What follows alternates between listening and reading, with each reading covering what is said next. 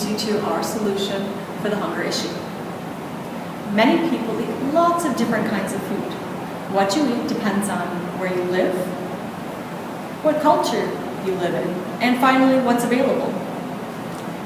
The problem that we're running into is that as populations are rising, food supplies are decreasing, and food is becoming more and more expensive. What do you do to resolve this? We think that small-scale independent farming of an alternative food source is the solution to meet this challenge.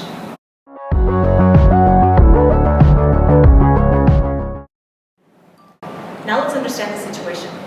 According to the FAO, 868 million people are hungry in the world today. Of that, 35% are in Southeast Asia and 46% are in Africa. Now, there's a lot of factors you need to consider when looking at this issue. There are political factors, environmental factors, and economic factors, just to name a few. Of the economic factors, poverty was what we decided to focus on. When you look at the issue of poverty, you have one of two scenarios. Either individuals have little or no income, or they don't have resources to generate food. Nutrition in Southeast Asia and Africa heavily relies on cereals, which are not only dependent on climate change and water, but also they're not a complete meal. So what do the people do in order to integrate and have a complete diet? They take protein from insects. You don't believe me? Look at this. In Thailand, in the local market, Thai people are very used to see grasshopper, worms, and crickets as a snack. In Ghana, on the other hand, termites are a very good source of protein. They are baked, fried, or just put inside their bread. Now you may think, they eat all this because they have no alternatives. But this is not true. As tests have been made, cricket, when they're fried, tastes like sunflower seeds. Katydid are just another way of eating avocado. The palm grub instead is like a very tasty bacon soup. And finally, the water bug are just like as sweet as candy.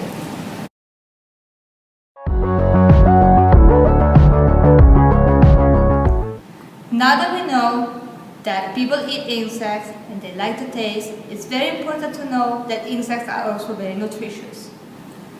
They contain more vitamin, more minerals, and less fat.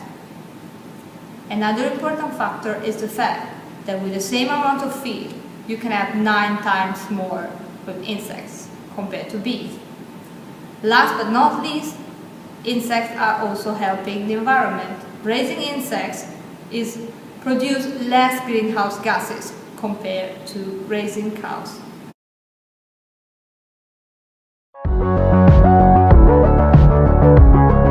Our solution is to make available what individuals already eat.